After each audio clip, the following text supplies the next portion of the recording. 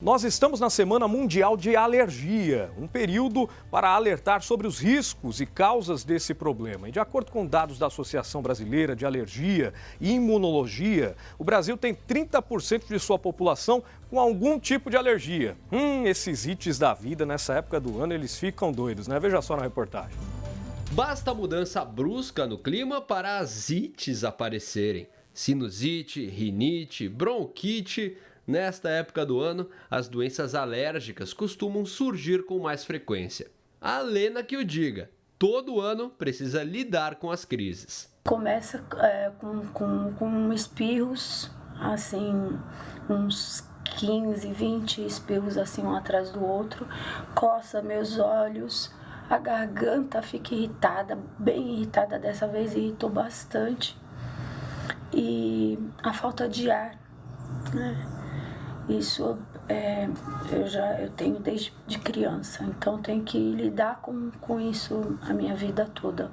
Ela não é a única. De acordo com dados da Associação Brasileira de Alergia e Imunologia, 30% dos brasileiros têm algum tipo de alergia.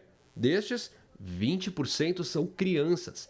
A maioria está relacionada às alergias respiratórias. A rinite, a asma, depois a gente tem as alergias alimentares, a gente tem a dermatite atópica, que é uma alergia da pele, e a gente tem as reações a medicamentos. Esse número que a gente vê maior para rinite, por exemplo, menor para reações a medicamentos, provavelmente se deve ao fato de que isso não é investigado. Então, se não é investigado, eu não sei de fato quantas pessoas têm. Em relação ao clima, a especialista conta que ele também tem interferência direta com a piora. Elas pioram porque o ar que está aqui fora é um ar mais frio, um ar mais seco. Então, isso por si só, esses dois fatores funcionam como um irritante para as vias aéreas. Por exemplo, quem tem rinite, o nariz vai ficar mais congestionado, vai espirrar mais, vai ter mais secreção. Então, a pessoa vai passar a respirar pela boca.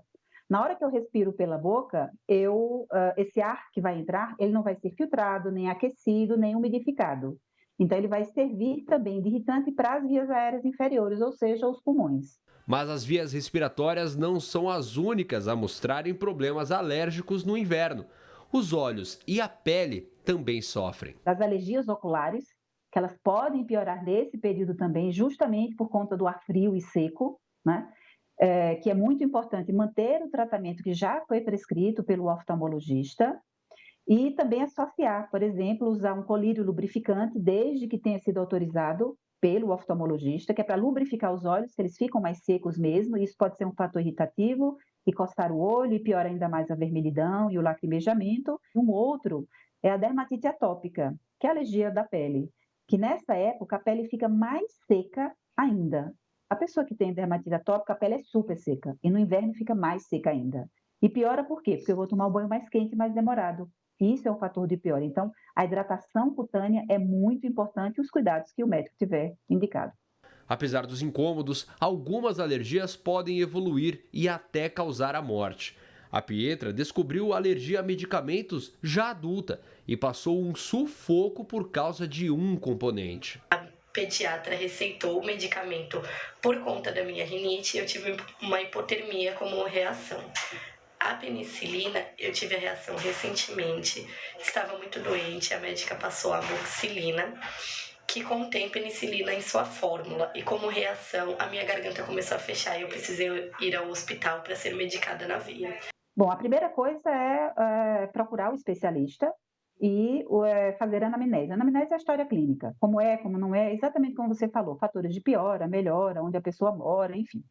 Aí, de acordo com essa história, é que vão ser indicados os exames específicos, que além dos testes cutâneos, né, o teste da picadinha, a gente tem os exames de sangue, de acordo com a história clínica, e melhor do que o médico para dar essa orientação. E qual é o nosso péssimo hábito diante disso? Justamente porque enfrenta essas crises, geralmente nessa época do ano de alergias, a automedicação.